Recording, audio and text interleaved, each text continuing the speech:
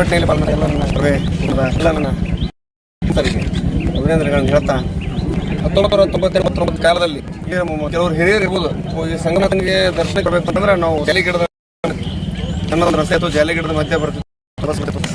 ಇದು ಡಬಲ್ ನೋಡಿದ್ರಿ, ಮಾದರಿ ರಸ್ತೆ ನೋಡಿದ್ರಿ, ದೊಡ್ಡ ದೊಡ್ಡ ಕಮಾಂಡ್ಗಳನ್ನು ನೋಡಿದ್ರಿ, ದೊಡ್ಡ ದೊಡ್ಡ ಸಂಸ್ಥೆಗಳನ್ನು ನೋಡಿದ್ರಿ. ಇದೆಲ್ಲದಕ್ಕೂ ಮೂಲ ಕಾರಣ ಜೆ ಎಚ್ ಪಟೇಲರು ಪ್ರಾಧಿಕಾರ ಮಂಡಳಿಯನ್ನು ನಿರ್ಮಾಣ ಮಾಡಿ ಅದನ್ನು ಸೃಷ್ಟಿಸಿ ಆ ಕಾಲಕ್ಕೆ 35 ಕೋಟಿ ರೂಪಾಯಿ ಒಂದು ಅಂದಾಜು ಲೆಕ್ಕಕ್ಕೆ ನೋಡಿದ್ರೆ ಈಗಿನ ಕಾಲಕ್ಕೆ ಅದೊಂದು 3,500 ಕೋಟಿ ರೂಪಾಯಿ ಅಷ್ಟು ಬೆಲೆ ಬಾಳುತ್ತೆ.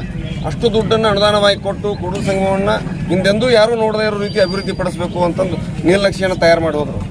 ವಿಪರ್ಯಾಸ ಏನು ಅಂತಂದರೆ ತಮ್ಮ ಇಡೀ ರಾಜಕೀಯ ಜೀವನದೊಳಗೆ ತಮ್ಮ ಅಧಿಕಾರ ಅವಧಿಯೊಳಗೆ ಏನಾದರೂ ಕೊಡುಗೆ ಹೆಚ್ಚು ಕೊಟ್ಟಿದ್ದು ಕೊಡುಗೆ ಜೆ ಎಚ್ ಪಟೇಲರು ಅಂತಂದ್ರೆ ಅದು ಬಾಗಲಕೋಟೆಯನ್ನು ಜಿಲ್ಲೆಯನ್ನಾಗಿ ಘೋಷಣೆ ಮಾಡಿದರು.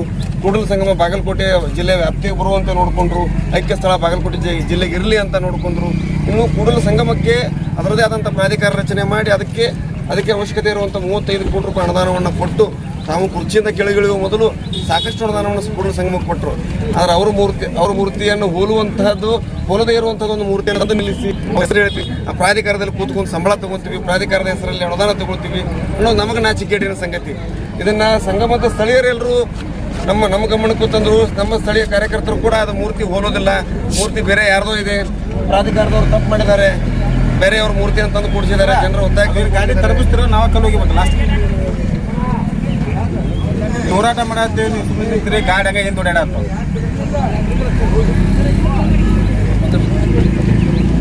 ಪ್ರಾಧಿಕಾರವನ್ನು ರಚನೆ ಮಾಡಿದ್ದು, ಪ್ರಾಧಿಕಾರದಲ್ಲಿ ಕೆಲಸ ಮಾಡ್ತಿರೋ ಎಲ್ಲರಿಗೂ ಸರ್ಕಾರ ಸಂಬಳ ಕೊಡ್ತಾ ಇರೋದು ಕೂಡಲ ಸಂಗಮವನ್ನು ಅಭಿವೃದ್ಧಿಪಡಿಸಲಿಕ್ಕೆ, ಕೂಡಲ ಸಂಗಮವನ್ನು ಸ್ವಚ್ಛವಾಗಿ ಸುಂದರವಾಗಿ ಮುನ್ನಡೆಸ್ಕೊಂಡು ಹೋಗಲಿಕ್ಕೆ, ಜನರಿಗೆ ಬೇಕಾದಂಥ ಭಕ್ತಾದಿಗಳಿಗೆ ಬೇಕಾದಂಥ ವ್ಯವಸ್ಥೆಯನ್ನು ಕೊಡಲಿಕ್ಕೆ, ಎಲ್ಲದಕ್ಕೂ ಮೂಲ ಕಾರಣೀಭೂತರಾದ ಜೆ ಎಚ್ ಪಟೇಲರಿಗೆ ಗೌರವವನ್ನು ಕೊಡಲಿಕ್ಕೆ ನಿಮ್ಮ ಕೈಲಿ ಆಗೋದಿಲ್ಲ ಅಂತಂದರೆ ನೀವು ತೆಗೆದುಕೊಳ್ಳುವ ಸಂಬಳ ಕೂಡ ಬರ್ತಾನೆ ತಿಂಗಳಕ್ಕಿಂತ ಕೆಟ್ಟದಾಗ್ಯದ, ಲಂಚದಕ್ಕಿಂತ ಕೆಟ್ಟದ ಅಂತಂದು ಹೇಳಲಿಕ್ಕೆ ಇಷ್ಟಪಡ್ತೀನಿ.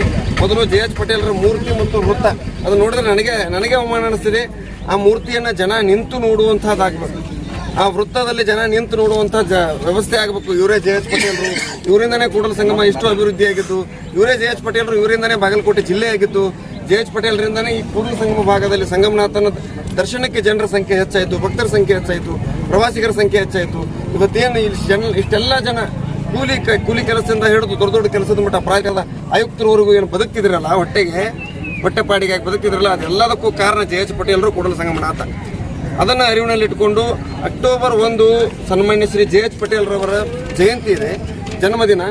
ಆ ಜನ್ಮದಿನದ ಮೊದಲೇ ನೀವೇನಾದರೂ ಈ ಮೂರ್ತಿಯನ್ನು ಬದಲಾವಣೆ ಮಾಡಿ ಸರಿಯಾದ ಮೂರ್ತಿಯನ್ನು ಪ್ರತಿಷ್ಠಾಪನೆ ಮಾಡದೇ ಇದ್ದರೆ 2ನೇ ತಾರೀಕು ಅಹಿಂಸಾತ್ಮಕ ಹೋರಾಟ ಆಗುತ್ತೆ. ಅದರ ನಂತರ ಕಚೇರಿಯನ್ನು ಬೀಗ ಹಾಕ್ಕೊಂಡು ಬಂದು ಮುತ್ತಿಗೆ ಹಾಕುವಂಥ ಹೋರಾಟವನ್ನು ಕರ್ನಾಟಕ ರಕ್ಷಣಾ ವೇದಿಕೆ ಮಾಡುತ್ತೆ ಅಂತ ಈ ಮೂಲಕ ತಮಗೆ ಎಚ್ಚರಿಕೆ ಕೊಡ್ತಾ ಇದ್ದೀನಿ.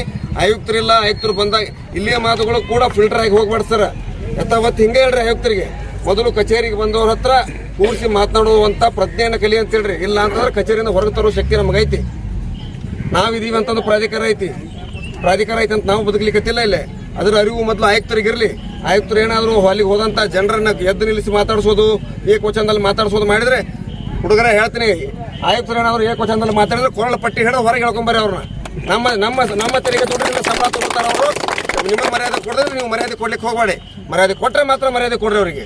ನೀವು ಹುದ್ದೆಯಲ್ಲಿ ಇದ್ದೀರಿ ಅಂತ ಜನ ಗೌರವ ಕೊಡ್ತಾರೆ. ನಿಮ್ಗೆ ಹುದ್ದೆಯಲ್ಲಿ ಇದ್ದೀರಿ ಅಂತ ಜನ ಗೌರವ ಕೊಡ್ತಾರೆ. ನೀವು ಗೌರವ ಕೊಟ್ಟರೆ ಮಾತ್ರ ಗೌರವ ಸಿಗುತ್ತಾ. ನಾನು ಎಲ್ಲ ಕಾರ್ಯಕರ್ತರಿಗೆ ಹೇಳ್ತೀನಿ, ಯಾರೂ ಹೆದರಕ್ಕೆ ಹೋಗ್ಬೇಡ್ರಿ. ಆಯುಕ್ತರು ಎಲ್ಲರ ಜೊತೆ ಎಲ್ಲ ಸಾರ್ವಜನಿಕರಿಗೂ ಹೇಳ್ತೀನಿ, ಮಾತನ್ನು ಸಂಗಮ ಜನರಿಗೆ, ಆಯುಕ್ತರು ನಿಮ್ಮ ಜೊತೆ ಸರಿಯಾಗಿ ನಡ್ಕೊಂಡ್ರೆ ಸರಿಯಾಗಿ ನಡ್ಕೊಳ್ಳಿ. ಇಲ್ಲ ಕೊರಳ ಪಟ್ಟಿ ಹಿಡೋ ಹೊರಗೆ ಹೇಳ್ಕೊಂಬರ್ರಿ, ನಾನಿದೆ ನಿಮ್ಮ ಜೊತೆ, ಕರ್ನಾಟಕ ರಕ್ಷಣಾ ವೇದಿಕೆ ನಿಮ್ಮ ಜೊತೆ ಇದೆ. ಜನರಿಗೆ ಗೌರವ ಕೊಡೋದ ಅಧಿಕಾರಿಗಳ ಅವಶ್ಯಕತೆಯೂ ನಮಗಿಲ್ಲ, ಜನರಿಗೆ ಗೌರವ ಕೊಡೋ ಜನಪ್ರತಿನಿಧಿಗಳ ಅವಶ್ಯಕತೆಯೂ ನಮಗಿಲ್ಲ. ಇನ್ನು ಕಟ್ಟಕಡೆಯದಾಗಿ ಹೇಳ್ತಿದ್ದೀನಿ, ಅಕ್ಟೋಬರ್ 1ನೇ ತಾರೀಕಿನೊಳಗೆ ಮೂರ್ತಿ ಬದಲಾವಣೆ ಆಗದೇ ಇದ್ದರೆ ಪ್ರಾಧಿಕಾರ ಹಿಂದೆಂದೂ ನೋಡಿದಂತಹ ಕಷ್ಟಗಳನ್ನು, ಹೋರಾಟಗಳನ್ನ ಎದುರಿಸಬೇಕಾಗತ್ತಂತ ಎಚ್ಚರಿಕೆ ಕೊಡ್ತಾ ಈ